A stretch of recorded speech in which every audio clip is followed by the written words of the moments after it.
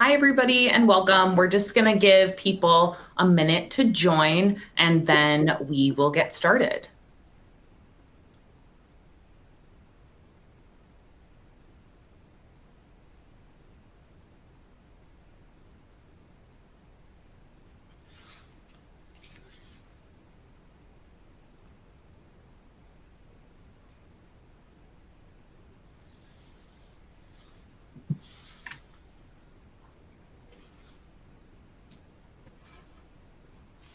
All right, I think some people are still going to trickle in, but I'm just going to get started.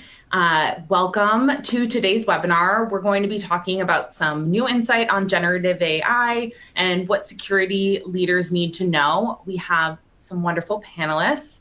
Before we jump into that, I just wanted to let everybody know that a recording will be available on demand after the webinar, so you can watch that at any time or share it with your colleagues. We love when people share out these webinars. They're so insightful and really helpful for everyone. And I also wanted to point you to the Q&A box on your screen. That is where you can say hello or where you're calling in from, or you can also ask our panelists any questions that you might have throughout the webinar. And they will try and get to as many as they can. And yeah, so without further ado, I am going to hand it off to Mani, who's going to introduce our speakers today. Sure. Thank you so much, everybody, for joining the webinar today. I'm just trying to get Rich on video. If he's already not there, just give a couple of more minutes and then we can get all the audience together. Okay, you're good. You're here. Okay. Well, thank you, everyone.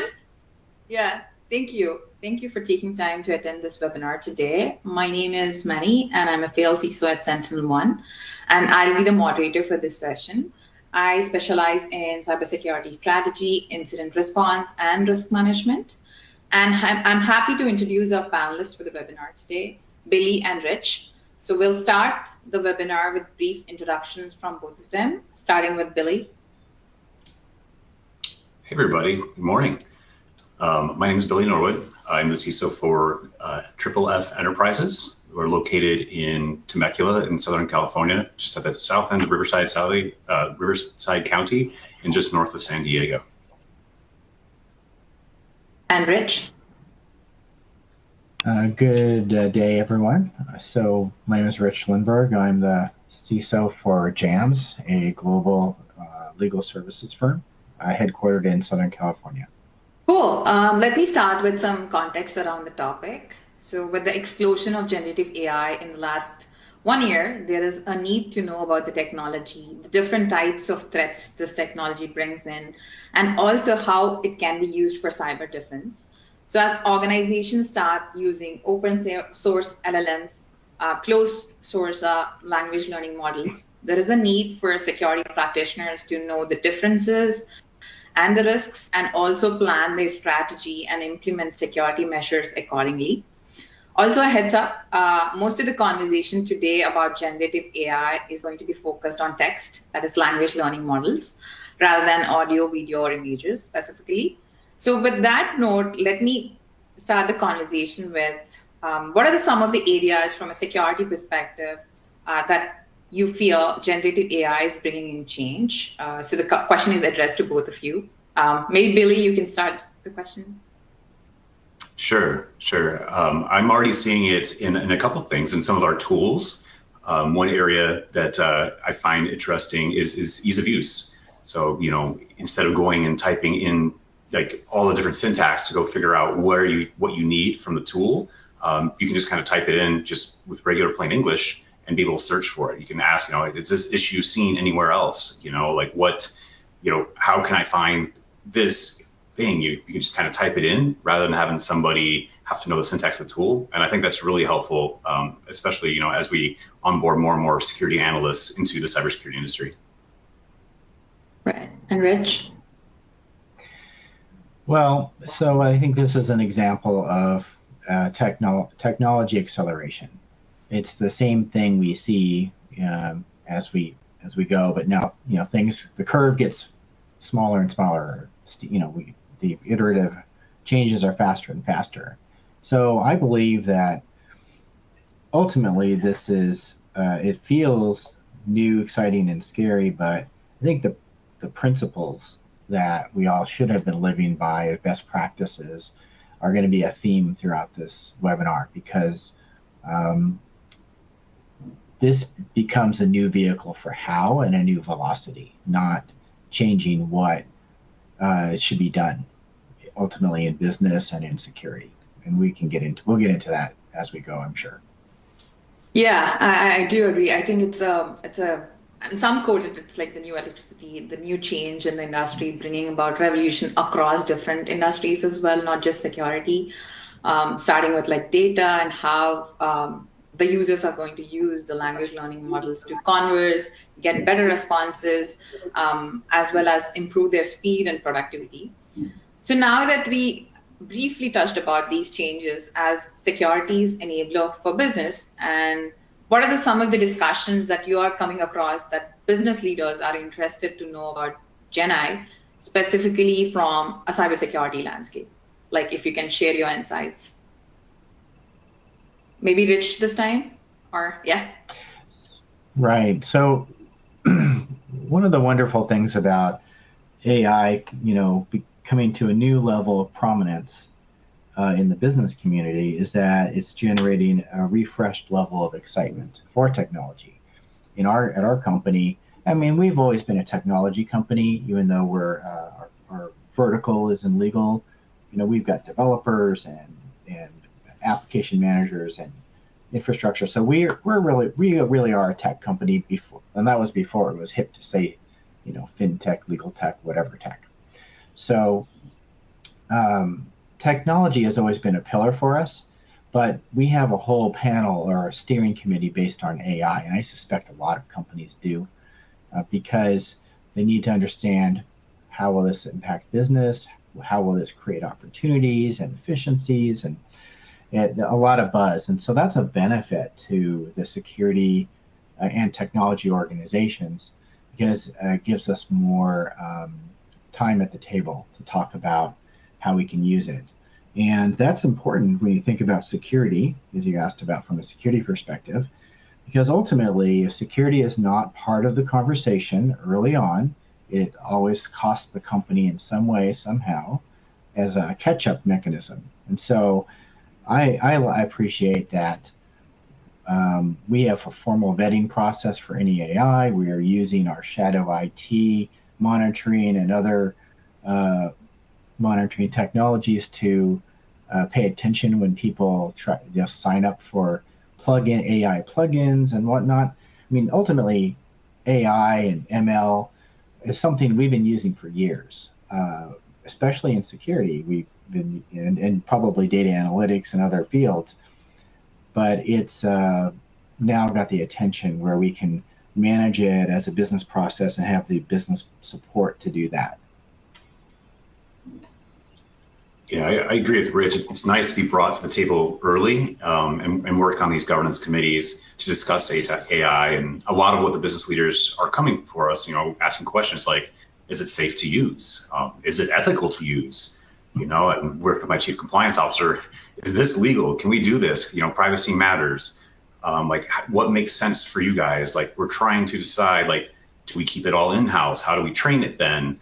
Or do we use some external? But then what data sets can we let the external stuff handle compared to internally to make sure that we're not leaking data or exposing anything we shouldn't?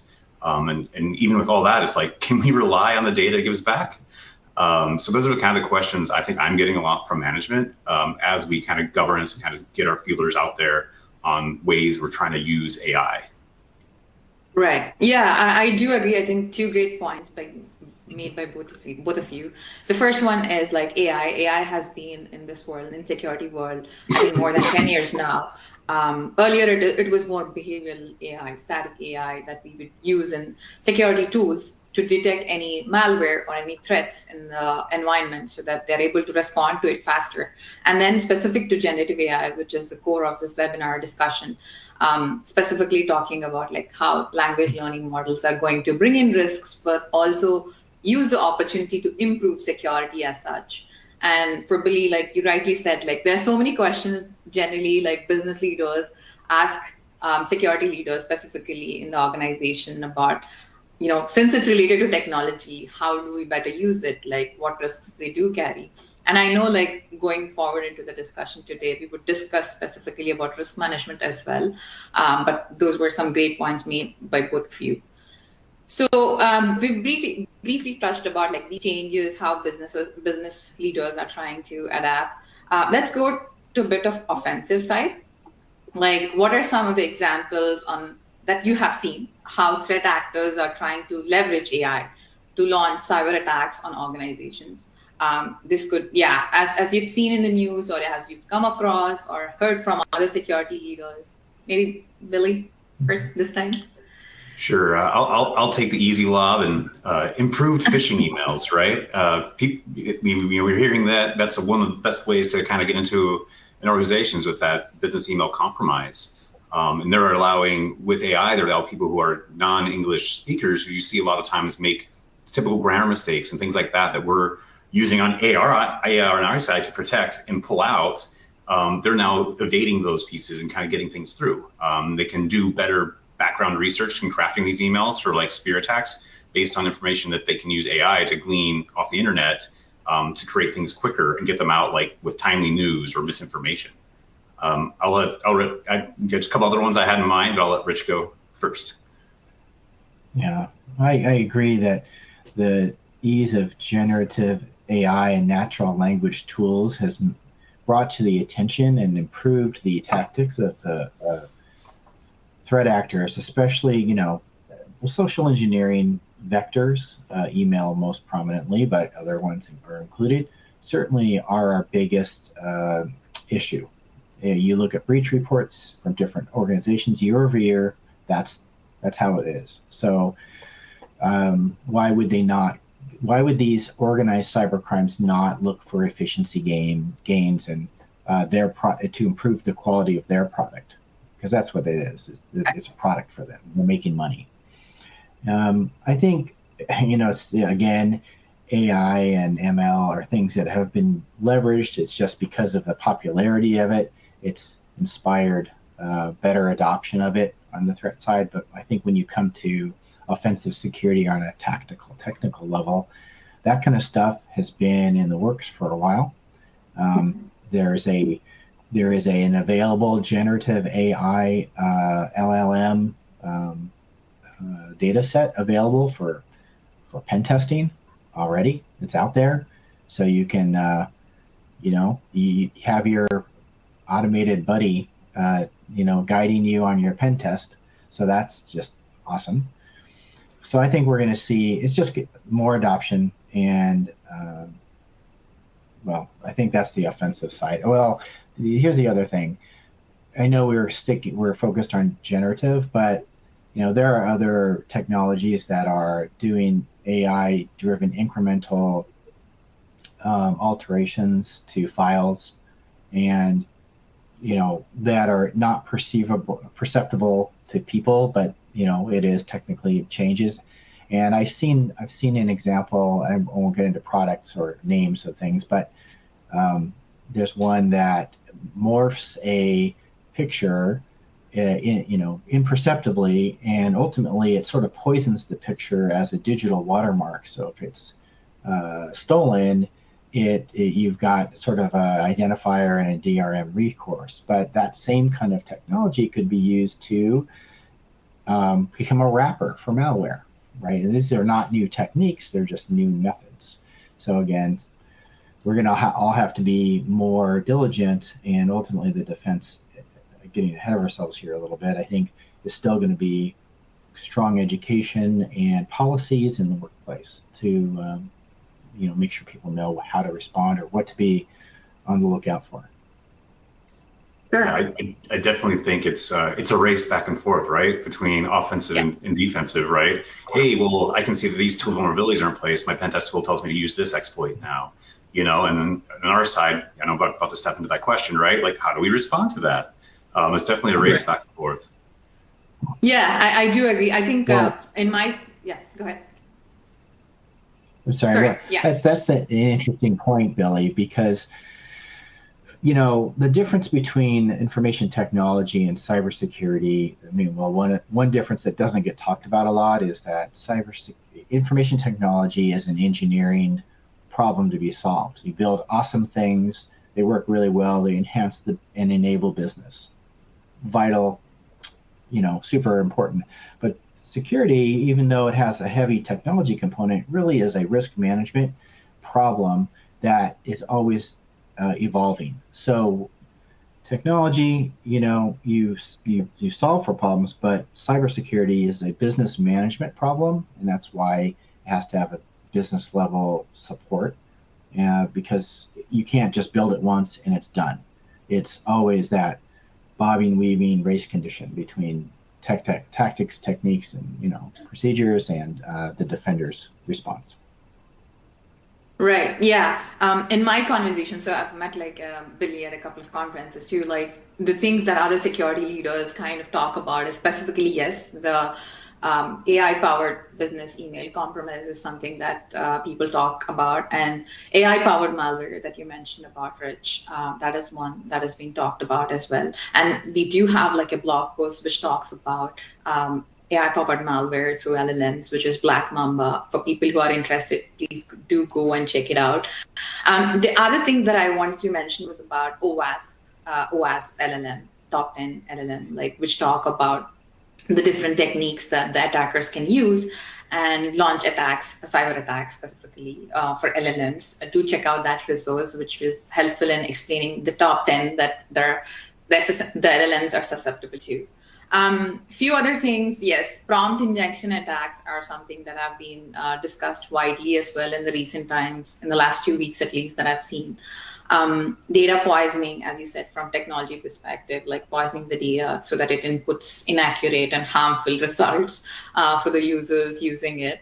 As you said, deepfakes is also being discussed. I know we're not talking about other AI, but in general, deepfakes is something that people are looking out for. Mostly influencing the geopolitical decisions as well. So those are some things that I've noted, in discussions with other security leaders as well. Yeah, so that's more from an offense side. I think as you also mentioned, Rich, it might not be visible to a normal user on the outside as to how AI is powering offense actors behind, but there are a lot of things that are going on. I think I discussed one with Billy, a warm GPT and fraud GPT or something that offense actors have developed specifically using these LLMs. So now that we discussed a bit on the offense side, let's see how we can defend against these threats. How can security teams leverage generative AI specifically for defense? Any use cases or insights that both of you can share? Go ahead, Rich.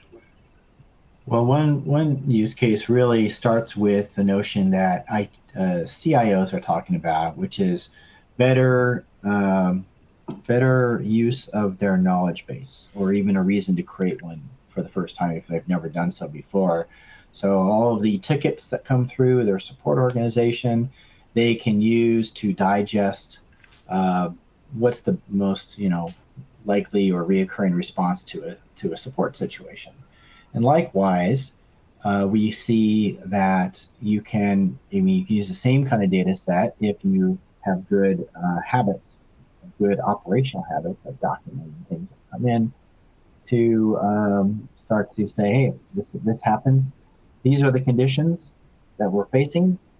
LLM, go forth, or prompt go forth and scour the data and come back with the most likely answer. And I think the risk always is you can miss something by going to the most likely catch-all, and that's why people are still going to be really important.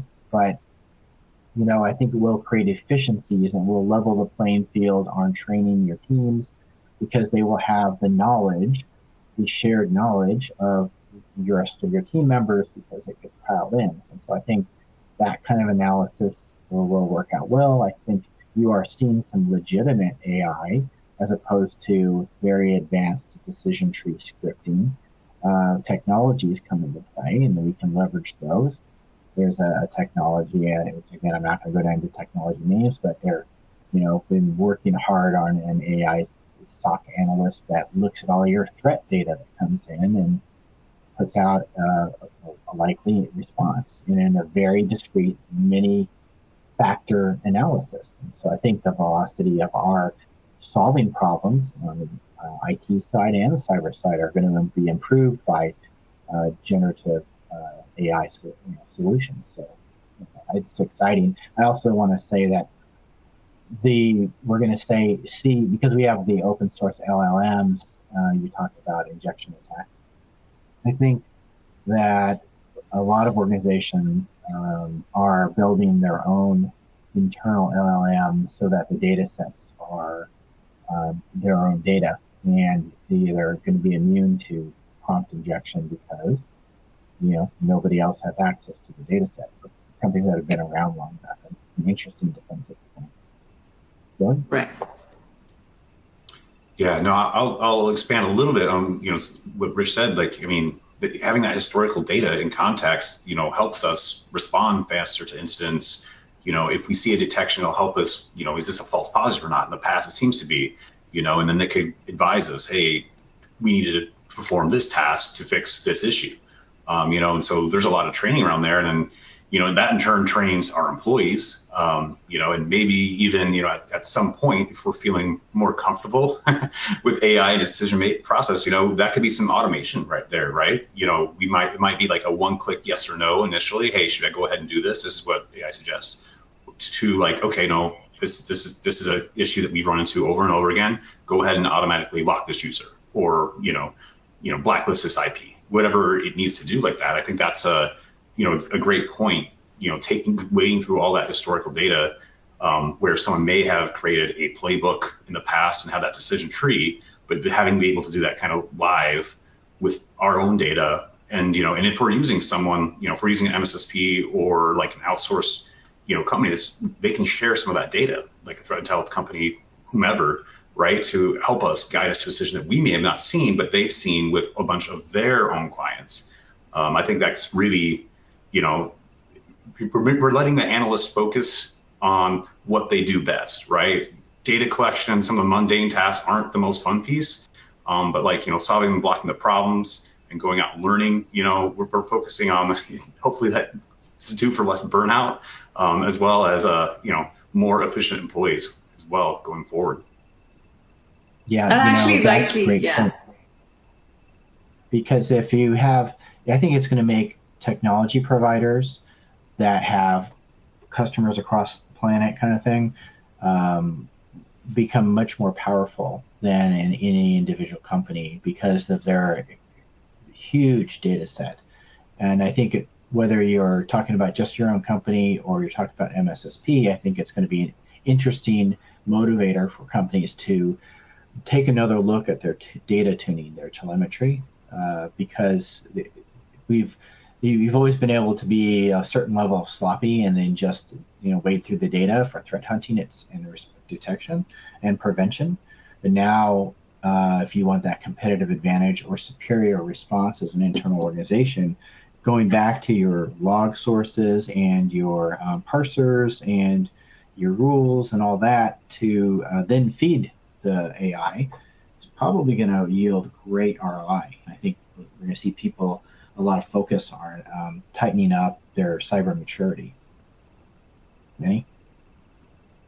Yeah, I think that rightly flows into like I wanted to ask both of you the next question about like how it improves security operations team. I think you kind of implicitly talked about that. So security operations team, considering the challenges that they have, burnout that you mentioned, Billy, as well as the skill shortage issue, they can greatly benefit from generative AI use in their work. And I think you briefly touched, both of you, about like how security operations can be improved by generative AI. Are there any other thoughts that you both want to share about, specifically from a SOC operations perspective? Well, let me say that. I'm sorry, Billy. You want to go? No, go ahead. You can go ahead, Rich. Well, I'll go next. one thing that we have talked about a lot of is that there's a significant skill or labor shortage in all of technology, but certainly most acutely in cybersecurity, because it's a discipline that you have to put in the work. You can't just read a book and be good, so knowledge enough is not going to do it for us. And I think that AI will create efficiencies for all industries, certainly technology and cyber, but still not going to substitute for best decision-making practices. And I think what Billy was mentioning with playbooks and decision trees will represent to the computers a little bit of wisdom and experience. But since every company, of course, is unique, it will still ultimately come down to people. The fact that we have these tools to give us better fidelity and analysis will let us continue to do more with less. And so it will help. But I think it will not ultimately be a substitution. And in some ways, it will create more demand for companies that have thus far neglected any kind of maturity in their cyber operations team, because they will see that they have a gap. And while IT is, you can have world-class IT that are very skilled and very good at what they do. It's just a different discipline, and you can only go so far by leaning on an already impacted IT team. You need to have dedicated cyber resources. And so for those organizations that have been sort of,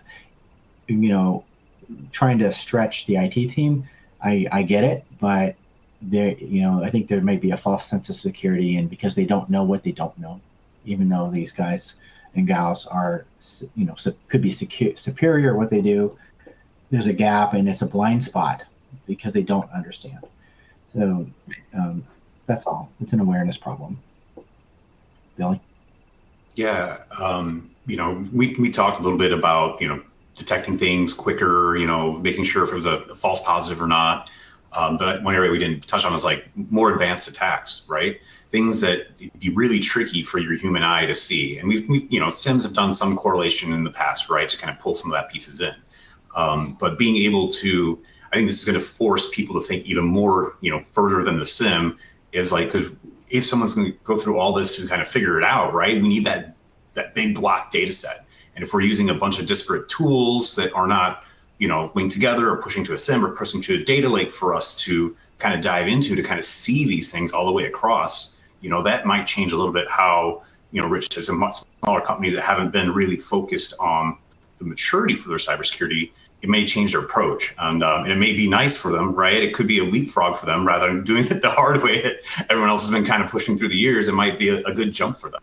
But then again, they'll probably find out a bunch of stuff that they didn't know that should have known that's going to require more work to patch and clean up and fix as well. Yeah, I think I was recently reading like one of the statistics from like Global Cybersecurity Outlook 2024 from World Economic Forum. And one of the statistics is like 52% of the public organizations state that the lack of resources and skills being their biggest challenge when they want to design about cyber resilience. I think you both kind of rightly pointed out, like there is knowledge or expertise that is needed in the SOC team. And as generative AI tools kind of go through petabytes of data. And as Rich mentioned, like you need the fine tuning of the data telemetry that is needed for incident response. And Billy, as you said, like it should help them with like response, right? For threat hunting, response and analysis. It kind of like helps the SOC teams. And for organizations who have not thought about it till now, like it is a tremendous help for them to like go into that stage of cyber maturity for sure. That's an interesting perspective. I think from the start of the year, I think this is something that is unique that's being discussed right now about the cyber maturity, like how it helps the organizations. And one such example that we have from SentinelOne is Purple AI. So Purple AI is our generative AI tool, which will help SOC teams for threat hunting, response, and analysis. So for people who are interested, please do go check it out on our website. So now that we have discussed a bit about like how generative AI is being used in the organizations, the offensive side, the defensive side, as well as trying to help security operations team through the use of generative AI. Can you both like share your thoughts on how, as a security leader, you should approach to your organization's cybersecurity strategy and the role of AI to give a competitive advantage? I think Rich briefly mentioned about that earlier. So if you can share your thoughts. So I still think the best starting place is being part of that conversation for how the business is going to use AI or all things, and just becoming part of that conversation and talk about cybersecurity within your organization from an AI perspective, because that's going to normalize that security is something that should be part of every conversation, just like any other business capability. And I think that would benefit you as a leader anyway. So that's more of a people approach, but using AI as a vehicle. But I think it's an important one. I think that, we don't, you're going to have to tackle it. You can buy it from providers, and they're certainly working hard and, to make it a turnkey thing for you.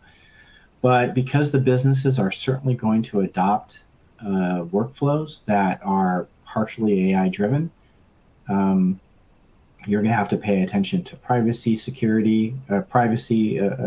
laws, regulations, data security, and all that stuff, where things being ingested. But these are also things that we talk about today. We talk about, hey, which in my public cloud pay provider, what countries are you sticking my data in, because there are laws that I have to be responsive to. And so people are already thinking about where data goes in a different context. And I think this is just, again, another degree that we have to advance and expand our thinking into, but still the same problems, Right. Blake? Yeah, I agree. Privacy's been around, and that's a big one. Not losing intellectual property, things as well. I know we'll probably talk about that when we talk about risk management later. What we've started over here at Triple F is, we've had our data analytics and business intelligence team is kind of going through and interviewing different divisions of the company, trying to see what are some AI use cases you may think of. Everything from helping you with your day-to-day to like pie in the sky, this could change our business. So we're kind of going through and kind of picking those out together, just to kind of get an idea out to the user population that, hey, IT is excited about AI. And what we're doing after this, is we kind of put that together, and then, I'm going to sit down with them. And so they're going to kind of talk about those use cases across the company, the benefits of Gen AI, like how we're doing it. And then I'm going to follow that piece up the second half of that presentation, for a little lunch and learn with risks around generative AI. And so when we start kind of talking about that and kind of like associate that with the company, right? And then once we start diving into each one of those projects, we're going to have to be like, as Rich said, like, where are we using it? What are the risks for using it in this area? Depending on what kind of data we use, and if we're using internal versus external, if it's tied into a tool or not. And then we'll have to probably, create policies around safe usage for all these different types of use cases. And obviously, as I mentioned, user training and awareness around that will be key. But our hope is, trying to get in front of it by asking, like, how do you want to use it to get like IT and, not just security, but, people reach out to cyber if they're worried about risks, IT on use cases, so that we don't have those shadow use cases. Hopefully, it's going to happen, but we're trying to kind of get in front of like that. That's kind of like one way for our strategies, like aligning with the business, pulling in IT, get everyone in as early as possible, and let people know that it is risky, but it's also beneficial. Yeah, that's true. Now that both of you have touched upon like regulation, security, and compliance, I think it is right for me to ask about like risk management for Gen AI. I think the conversation would not be complete without discussing about AI governance as such. And when you both were discussing, I was just thinking about like how having a Gen AI tool will also like improve your incident response in terms of like the new security regulations that have come from last year. specifically asking to be incident to be reported within a specific day, and also like reporting material cybersecurity incidents. So with that thought, let's briefly discuss about like how governance risk and compliance landscape is I think it's also evolving like for generative AI, like as the technology is being figured out. So how, what are your thoughts or insights on to revamp your security program concerning the use of generative AI? I mean, I think we've touched on a lot of different areas around this. For a security program, I think we tie in very, very tight with compliance around use of Gen AI because it's the use of our data. And so, we're usually kind of pretty tight stewards together, between privacy and, data security there. And that's, I think, the biggest area around us is, it's an even tighter like link with us there, understanding about sensitive data exposure, country legislation, intellectual property rights. I don't think, for us, based on our data, we have, but there may be ethical questions too, like especially if we're in the healthcare industry, more on the supportive side than, actual delivery, on hands-on healthcare. But that clinical side, they're going to have some like ethical questions on using these data. Hey, we're using this data, is this better for the world because we're able to solve this problem, or does that expose these people with this issue, because of their data? Like, how do we do this correctly, and where do we do it where it's safe? I think it's going to be tricky for, let's just saying we're going to use it all in house and train it with our own data and make sure but that might put us in the same blind spots and give the same hallucinations that might be stuck inside of our organization already and we're not seeing around. The big four definitely have all these consulting groups around trying to do that already. So I think that's going to be an interesting piece as it goes out. But I think we covered a lot around governance and risk. Rich, do you have anything else? Yeah, so it's interesting you mentioned not everybody's going to be able to manage their own internal LLM technology. That's true of every technology, right? If you need to purchase something or purchase a service that supports something, that's always going to be a reasonable business decision. I think that it's such a Wild West proposition, AI, that there's a lot of more willpower behind trying to do that than might otherwise be, but not everybody's going to be able to do it. So that brings us back to data flow.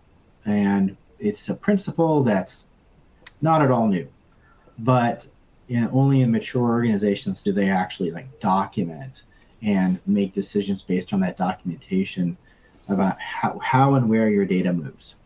It's something we loosely think about often, but as an organization, people are just willy-nilly sending their stuff outside organizations or storing in places outside their borders. And that's okay, but you need to know what you're doing. And this era may cause us to be a little more mindful of it, I think. So there was a question from the audience about messaging security and AI. And I've met with 2 different companies that are doing exactly that. And they're using advanced analytics. So I think we're going to see where we can't build it because of labor and talent and training. We're going to buy it, and that's normal. But that mindfulness of where things go, and to the point of changing regulations, which Manny brought up at the start of the question, privacy laws driving change and adding cyber control requirements. So again, it's a changing landscape. Cyber is something to be managed over time and will require updates all the time. And we will have to pivot and sometimes change investments, add new investments.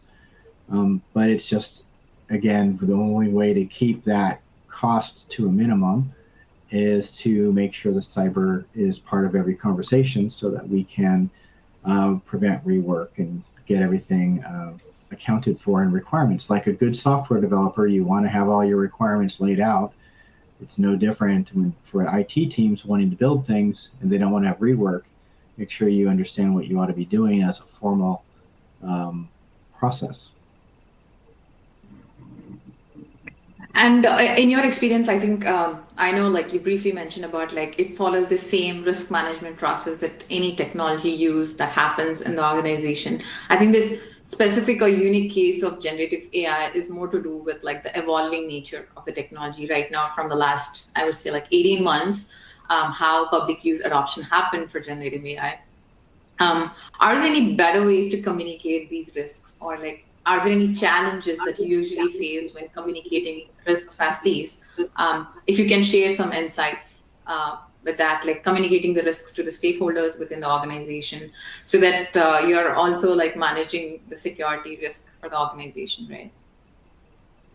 Well, Right. let me go. I'll go first this time, Billy. But here's ultimately the deal. Anybody in technology, or actually anybody in any business tower within a company, we are there to empower and enable business success. And so your question, Manny, was about how do we become relevant, how are we relevant to stakeholders, and how do we handle communication? And I think it's simply about being part of align our KPIs to the business's KPIs and become the Department of KNOW instead of the Department of No. And let's say the people come to us and say, "Can we do this?" And you say, "Yes, and here are the things we need to account for to do it in a manner that manages our risk responsibly and enhances the stability and robustness of the functionality you want to have to be there reliably." So be part of the success of the organization and team up with those stakeholders, and then you will be their best friend. Really? Yeah, no, I agree with him completely. And, wrap some policies and training around there. I think, as Rich mentioned, or I was actually, I was part of a panel at the IAPP conference. There was a Google engineer who was sitting on my panel, and he's talking about, of course, they're asking, like, what are you guys doing for security? And like, we've been taking information around privacy like for years. This does not change, what we're looking at. People kind of understand those pieces. I think one area, that we will probably have to spend a little extra time training on is, okay, Gen AI is not the magic bullet. Once you type something in there, it's not going to 100% give you the right answer, right? It's here to assist you. It's still going to require an expert to read through it. And then that's the use case that I think that worries me more. I think most of my users, I'd like to think that they've known enough not to put something in there they shouldn't, right? We're not going to be uploading, PHI into this, we're not going to be uploading like intellectual property into this. My development team, they're already doing code reviews. So, and then we're doing scanning of that code. So if they're using some assistance there, I feel like that covers it. But that hallucinations and bad information, with somebody maybe stepping a little bit out of their comfort zone, trying to accomplish something with use of AI, and then not having an expert be able to review it, and that information gets sent along without it having, a gold star next to a good check mark saying, hey, this is true, this does make sense. I think that's where we really got to focus on that training to get people understand, because I think that one's a little bit different than some of the stuff that we've run into with typical privacy and security in the past. Right. Yeah, I think I can add in like my 2 cents as well, working before as a security practitioner for a manufacturing firm, and before that. I think it's all about risk response and risk reduction at the end of the day, right? So I know I have designed automated controls in organizations, and I know like it's supposed to be true all the time, but then I used to do like sample checks just to make sure that the output is right. So I think that applies to like any technology use, in the form of like sampling or auditing, checking, or but the output is right, whatever you entered is giving the right response. I think there is like Singapore AI framework, which specifically talked about like human in the loop framework, where a human is there to check the responses that are generated by like AI systems as well. I think the conversation is incomplete if we do not discuss about user awareness training for generative AI in organizations. And people are the most important part of a cybersecurity strategy. And so like with the use of gender, because we have seen in the past in the news about like employees using inputting confidential information in this open source LLMs, making the information public, which is sensitive. So like how should the user awareness training should change, or rather I would say like what should be improved so that users are well informed, and as security leaders we are enabling them to use the technology safe and secure.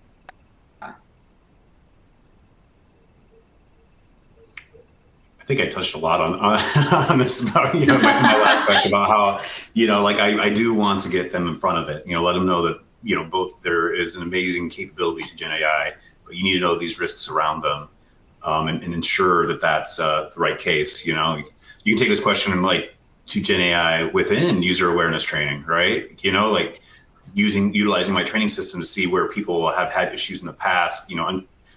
Like tying back into like kind of what their role is in the company, and so identifying risky users and assigning the correct training. That's just a random aside I thought about a different way with this question. But I feel like I kind of talked about how like just getting in front of everybody.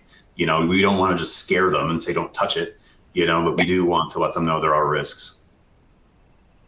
Yeah. So so stepping back up just a half step, thinking about risk management, and one of the ways we do that is compliance. And I've seen AI based LLM driven ingest technologies starting to appear, where they will take in your declarations of your controls and they will put in third-party risk questionnaires, and they will just extrapolate, and you have to of course make sure that it has a real business impact if a hallucination takes you sideways. But it's a way that also will surface better answers to how things really are. And I say, and why I thought about this really has to do with awareness. In this case, we're talking about organizational awareness of what is the real state. When I talk across different business towers and technology groups within the company, they don't always know what the other specialist areas do, because they're focused on their day job. And so they also don't know, they just assume things are good until we all come together as a single conversation piece, like how we are level setting and educating. It's not quite cross training, but it's certainly informing, so that we can level set as an organization. And when we do that, everybody can make sure they get the right people engaged and mitigate risks instead of assuming that it's all good.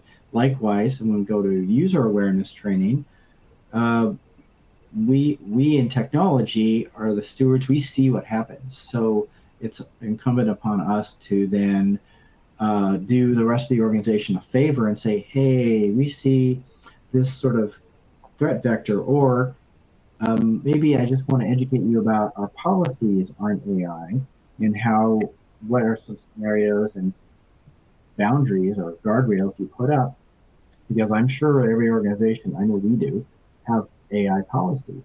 But what's interesting is that ultimately what's driving those policies is a concern about sensitive data and where it goes, which is a sensitive data flow management conversation.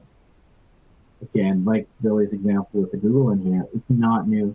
It's got new level of concern and attention. We need to capitalize on that. We are doing our organizations a favor if we strike while that iron is hot, or move with that attention, so that the business can be more successful and have less landmines to step on. So we can be their friend too. Right. Yeah. I think last year, like with the use of this technology, I think one thing that was very much talked about was the generative AI policy. I think acceptable use policy that came into organizations. And I think, yeah, you're right, Rich and Billy, like it's bringing awareness to users. And now that there are so many variations as to like open source and like, inbuilt LLMs in the organization, there are different risks associated with both of them. I think it's also like security leaders are also learning these new technology and trends that are happening. all over the world. I think I should be like the end of my, I think, discussion. Are there any specific thoughts you both want to share? We did cover like a couple of questions from the audience already, so I thought like maybe I'll give a couple of minutes to both of you to cover any last thoughts that you would like to share with the audience. I have a sort of a high level thought. So I've been a practitioner for just over a quarter century. So I've seen a lot of evolution from through business and through technology, and this coming of age with generative and other AI really feels to me a lot like the late 90s in security, where it was really Wild West. And some people refer to it as the golden age of hacking, because there was so much, so few controls and so much business adoption of technology. We were seeing, web servers put up for the first time by companies with no firewalls. They were like, what's a firewall? And what is this antivirus thing? What do you have? What is this? Why do I need that? Those were the conversations in that age. And now, but business understood we need to embrace this internet thing, and it can become a new shingle for us to hang, and new opportunities. And this is the same thing all over again, history repeating itself. And so we are going to see a lot of amazing technologies and tools. I saw this piece about new improved claimed, I haven't done the research, so I don't want to make a statement of asserting something, but they claimed superior full self-driving cars based on a bunch of visual data input, because AI is there. And we're going to see, it's just an example. Now, we'll see if it pans out and if that's really ready. But they changed their whole paradigm on how they enable that. And I think we're going to see companies in their own fields adopt it. And as consumers, we're going to revel in and marvel in it. And it's going to be a lot of fun. But I think as guardians of we're going to see we're going to need to be partnered with the rest of the business stakeholders. And we're going to need to be partnered with information technology. And I hope they include us, because this is going to go faster and it's going to hit harder if we're not partnered. So I'm excited about 2024 itself and all the cool things we're going to do together. And I love that we have the steering committee and we're having these conversations. I think it's going to give us competitive market advantage. It's going to, it's going to be a fun time. And Millie? Yeah. We just got to, don't be afraid of AI, know the capabilities, understand the risks, and kind of get that out there. It's, one thing that I like to let people know is, it's not necessarily going to be a game changer for everything, but it will make us more efficient. We need to utilize it properly and don't try to plug it into everything, but there are areas that it's going to make sense and it's going to help. So, again, the business gets security in early, if it gets IT tech teams in early, subject matter experts for every division that kind of focus to understand how they can use it to create efficiencies, not just the innovative labs team understanding whether they're going to use Gen AI for the next, big thing for us. I think that's key too. Focus on where we can make those quick wins. I mean, for a more efficient organization and people are spending more time not doing menial tasks and focusing on what they're best at, and creating more thought time, or in our case in cybersecurity, better uptime and responding to things quicker. I think that's very important too. And not just like these big, pie in the sky things that we hear from everything. But no, I'm agree with Rich. It's going to be an exciting year and I'm looking forward to it. Sure. And thank you, both of you, coming here and sharing your thoughts in this webinar. I really appreciate it. Thank you. And thanks everyone for joining the webinar today. For any questions, do reach out to us. Thank you so much.